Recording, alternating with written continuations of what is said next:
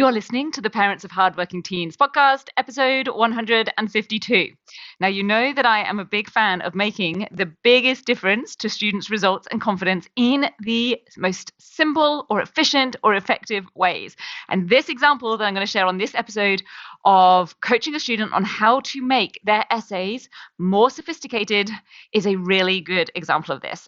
It's one strategy that demonstrates multiple skills so that we could elevate his response to help him meet the top level descriptors and do it with his existing subject knowledge without any fancy writing and without needing any rewrite of the actual essay content.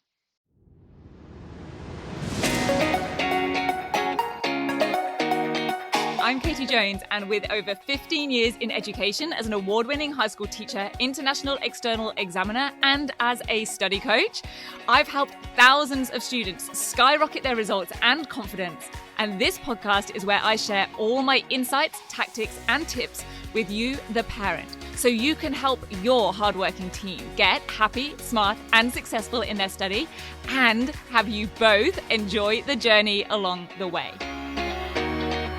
This is the Parents of Hardworking Teens podcast. Hey VIPs, how are you going? It has been a little while. I have to apologize that I've been a little bit absent from the podcast for a few weeks. My reason, where does a reason become an excuse? When does an excuse become a reason? Is our renovations. I haven't spoken about this for so long because it has been a very long road with some choices and plans and getting a builder confirmed and getting things signed off and making decisions. It has been a long path, much longer than my husband and I both anticipated, which has been really tricky for me because I am such a doer and I think I'm so efficient and everything gets done really quickly and really well. So that has been messing with me a little bit, but now that we finally have essentially all of our ducks in a row and everything good to go, what we ended up deciding is that we would basically just rip off the Band-Aid and just do everything all in one go. So instead of sort of staggering it and doing this part and then this part, we just have basically a bit of a shell of a house right now. Everything is getting ripped out, everything is getting done, which is going to be much more efficient. So that does tie in nicely with me and probably will be a little bit more cost effective, I guess. But then again, it's taken us so long to get here that maybe not. But it just means that things are pretty full on. And I am recording this in our sort of what was our office with a headset microphone, which is hopefully better than the usual microphone I use because the room is so echoey. So if this sounds a little bit different, that is why. But we're getting on with it. And I have just jumped off of a call with an accelerator call with a student. And there was a little part of it, well, actually a very big part of it, that I decided would be worth sharing with you. So last Sunday, also in the midst of all the chaos, but we managed to carve out space and time. Last Sunday was the How to Hit the Top Criteria in Essays, Assignments, and Extended Response Exam Questions workshop. So this was a pretty big workshop. It was a 2-hour workshop. And if you want to get your teen in on it, I do have access to the recording that you can still purchase as a ticket to the workshop. So if what I go through on this episode sounds really helpful and you would like your teen in on it, then I will share the link to be able to get a ticket, not to the live event because that was last Sunday, but to the full recording, the workbook, everything that was included, including some bonus resources. So stick around for that. And included as one of those bonuses is a 20-minute accelerator call with me, a one-on-one call with me where your team can work directly with me on having them hit the top criteria in whatever their assessments are that they are working on. So this particular student wanted me to provide some feedback on modern history practice essays. So they actually had 2 that they submitted. Obviously, in a 20-minute call, we're not going to have time to go through 2 full practice written essays, which is no problem because this is all about being super strategic and really getting most bang for buck, which is kind of going to be the theme of this podcast episode. And that's because I see my work, or at least part of my work with students, is to find the most impactful thing to laser in on with them and then train them and get them skilled in. Something that for them will make the biggest difference to their results without them having to do a ton more work. And I will tell you, we basically sussed that out within the first 4 minutes, and we did it in 2 steps. So I'm going to share with you a little bit about what we covered on the call. Obviously, no personal information or details will be shared, but just a couple of concepts that I think will be really, really helpful for you to just be aware of and for your team to potentially be able to take and use. They're going to be very, very actionable, very, very specific, but also the broader concept behind or backing all of this that will ultimately be the most helpful thing that you and your team can take away from this. So first, we dissected the question. I said we did this in 2 steps. First, we dissected the question. So we went through and figured out the command of the question, the demands of that command. And we also identified, I always like to identify the topic trap, essentially the topic that lots of students will just start writing about, and they will fall into that as a trap because they'll be operating at those lower levels of describe and explain. So we always want to highlight that in order to avoid it and sidestep it. And so then we focused on how this student had actually responded to that question, not by going through the whole essay, that would have been super time consuming, but to figure out where had they directed their response. So first of all, just to give you some context, here's a little bit of input on what the question was and what it was asking. So first of all, the question started with a quote, what we'd almost call like a stimulus statement, so something to work from. And then the question itself asked, to what extent does this statement reflect the nature and impact of Japanese expansion during the Pacific War? So reminder, this is a modern history essay. You can apply this, take these concepts, take these strategies, and apply them to any kind of extended response, assignment question, report, inquiry, you name it. So first of all, we break that down. We figured out the topic, we figured out the focus, we identified the topic trap, and we figured out what does to what extent really, really mean. Okay, now we've done a lot of this. This student was very familiar with this. We've done some of these skills. We've gone through some of these strategies on the workshop, which is why this is called an accelerator call. It's about taking those things and putting them into practice and putting them into action and really making sure that we speed up that processing and application of those skills. So the next question was, once we dissected the question and figured out all the elements of it, was how did this student actually end up responding? What was in their response of this practice essay that they had written?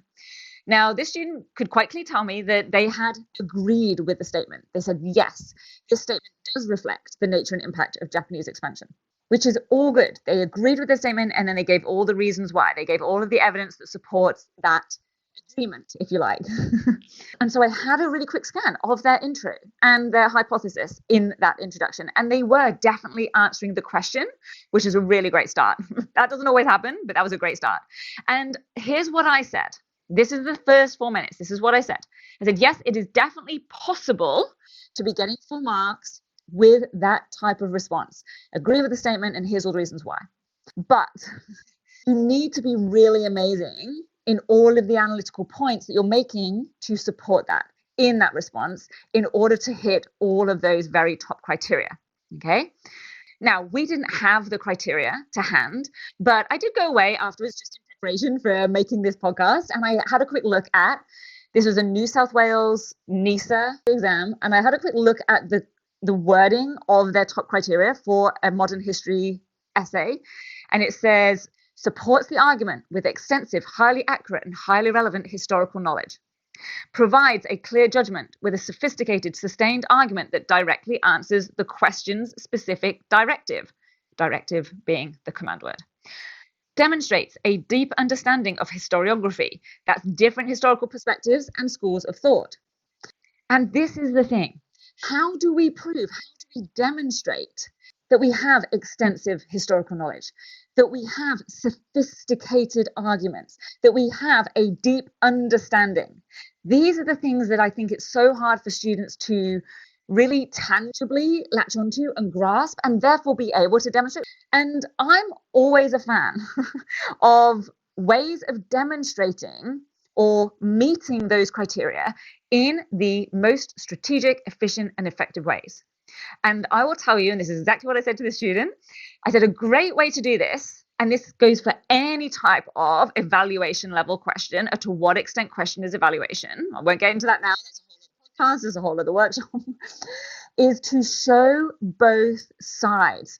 So yes, you had plenty of evidence that agreed with that statement, But can we find something that doesn't? Because that is a great way to show extensive knowledge, to show a deep understanding, to show a sophisticated yet sustained argument by having what I've come to call a yes but response. Now, it could be mainly yes with a little tiny but. It could be a half-half, like yes, but also this. Or it could be actually mainly this other stuff, whatever it is. But you're on that sliding scale, but whatever it is, we have both sides. Because this is a great way to provide, and I'm going to focus in on this word, a sophisticated response. And the reason I'm focusing in on that word is because I asked this student, well, what have you been told by your teacher? Have you been given any guidance in terms of what is an area to work on? What's something that maybe you're struggling to do or you know you need to do and we can focus in on with regards to reviewing this essay? And they replied that they knew that they'd lost out on marks previously in their last essay because, and this was the teacher feedback, their answer wasn't sophisticated enough. They needed to make their answer more sophisticated. Now, and this is not a criticism of a teacher. I'm a teacher. I'm not one to criticize teachers, but it is a vague statement. What do we mean by sophisticated? I'm sure I've probably written that word at some point during my teaching career myself and would go back and go, okay, let's be more specific. Students need to know what would actually make a response more sophisticated. How do they do that? What actually do they need to include in their writing? What do they need to have? What do they need to do? What do they need to state? What do they need to include to have it be considered a sophisticated response? I know what I would have wanted as a student was tangible to-do items, practical actions, specific strategies. Is it the wording, what I would call the quality of written communication? Is it how much historical knowledge there is? Do we need more sources? Do we need more quality sources? What about the quality of the evidence or the quotes that we're using? It could be all of those things. It could be any of those things. It could be one of those things. All of those things I'm sure could have been upgraded. I did not read this essay word for word. I didn't need to. But what I could tell, the other side of this to what extent response would immediately catapult this response across multiple criteria if they did it clearly, if they did it well. Now, that doesn't mean they have to write a load of new stuff.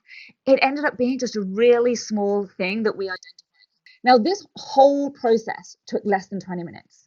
Luckily, the student had something. They were like, oh, well, I could mention this. They had two things they could mention.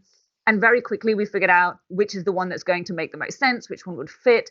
And then reviewing his essay on screen, we very quickly also figured out where and how to integrate and put that in to be able to then move up, perhaps even 2 levels, I would say, across multiple criteria, going from good knowledge to extensive knowledge to comprehensive, going from a sustained argument to a detailed argument to a sophisticated argument. Now, I am just making up those words. These are just words that I have seen on criteria. Like I said, we did not have the criteria sheet, but I know one thing, and that is that being able to demonstrate the nuance, the for and against, no matter how small that against or that but part is, the response of yes, but also or actually would absolutely help demonstrate extensive knowledge rather than just detailed knowledge. That most definitely answers the directive, that to what extent wording, because it really makes the most of it. It makes the most of it being a to what extent question, because just agreeing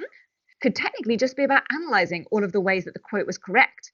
This way truly brings in judgment and discernment at that evaluation level. Discernment being another word that they absolutely love in marking criteria. Now, there are other aspects as well that would be needed for sure, and they absolutely need to discern where and how to use it. They can't just start doing this if that isn't what the question is asking. Because really what I'm using this as an example of is to demonstrate 2 things. Number 1, I want this to demonstrate an example of one way that students, your teen, can hit the top criteria in extended responses, in essays, in assignments. And we had plenty more of these ways in the workshop. Like I said, this is a 2-hour workshop. This is just one little aspect that I was able to pull out and use for this particular student's task. And moreover, the second thing I wanted to demonstrate is to be an example of how determining the element that is going to give most bang for buck, make the biggest difference to a response, with regards to the question and with regards to what those criteria are going to demonstrate. One of the things we did do in the workshop was essentially play predict the mark scheme and figuring out from the question, what is that mark scheme going to require? And then having the skills and the strategies to be able to deliver that. But figuring this part out, determining the element that's going to give biggest bang for buck, most reward for effort, is critical to providing the most efficient and productive, most strategic way to move up those criteria descriptors without having to do a ton more work. And I will say, having to add a ton more words, because there is very often a word count limit on an essay, or there's certainly a time limit if they're doing it under exam conditions. So this can't be about writing loads more stuff.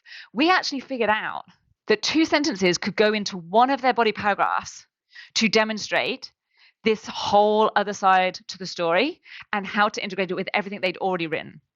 So all of that to say, hitting the top criteria does not have to mean genius level subject expertise. I would actually say, in fact, that sometimes that in itself can almost be detrimental, because the top descriptors will never say states the most amount of subject knowledge or shows the most amount of subject knowledge. That is never a top descriptor. It's always about what they do with that knowledge, what they do to discern what's the most significant subject knowledge, and how do I put that across in the way that meets the demands of the question, and what is going to be in those descriptors on those criteria. So what I really hope is that this is helpful and maybe more reassuring, maybe even a little bit exciting about what is possible with regards to figuring out the top criteria and what they want and how to give it them. If you would love to have your teen have all of the training and the workbook of that workshop, how to hit the top criteria in essays, assignments, and extended response exam questions, it is a 2-hour workshop where I delivered all of my top, most focused strategies and techniques on how to do exactly that, then you can go to www.greattransformation.com/top criteria workshop. That is all one word. Just type it out and it will come up. Top criteria workshop. I will put a direct link in the show notes with this episode so you can just click on it easily. Because as well as that workshop being absolutely jam-packed, it very much was a workshop. It is not a seminar. It is not just me explaining and sharing my tips and strategies. It is very much a hands-on interactive workshop. But as well as that, what you will also get are 3 bonuses that I included with that workshop. You will still get these with the recording. First one is called How to Plan Every Extended Response. This was a special seminar that I ran, 4 fast and simple steps that create higher quality writing more quickly and easily. Your teen will also get my essay title swipe file. This is a set of real-life exemplars and a detailed walkthrough of the topic and focus system that I use to dissect any essay question and start to structure and scaffold a response that actually answers the question fully, properly, at the highest levels. And as I mentioned, that one-to-one accelerator call with me. This is me working with your teen on their own work to action and apply these strategies and techniques. And that accelerator call is exactly what me and the student that I've just described were on. You'll be amazed at what we can do and get through in 20 minutes when you are laser focused on strategy and tangibles and specifics. So like I said, check it out, www.greattransformation.com/top criteria workshop. It's just $150 for the complete workshop and all 3 of those bonuses. I'm not sure exactly how long I will keep that up there for purchase. So if you're listening to this episode a while beyond when it was released, I apologize if that is no longer there. I haven't really made a decision on that right now. I have a lot of decisions going on in life at the minute, but I do want to give you the opportunity to grab that right now if this is something you think would be helpful for your teen. And I would love for you to let me know, what is holding your teen back? What do you believe is holding them back? What have they been told is holding them back from hitting the top criteria in their essays, assignments, and extended responses? Or maybe it is the fact that they don't quite know, and that is the issue. That is what this is all about solving. Drop me an email, support@rocksolidstudy.com. I would love to hear from you, and I will see you back here on another episode very soon. Take care. Bye. If you're ready to have your teen achieve their best possible results with less stress, then I want to invite you to enroll them in the 10-week Great Transformation Program, where they're going to learn the key concepts, skills, and strategies to catapult their performance in assessments and exams. It's risk-free. They either achieve bigger and better results with a whole lot more confidence in 10 weeks, or we refund you in full.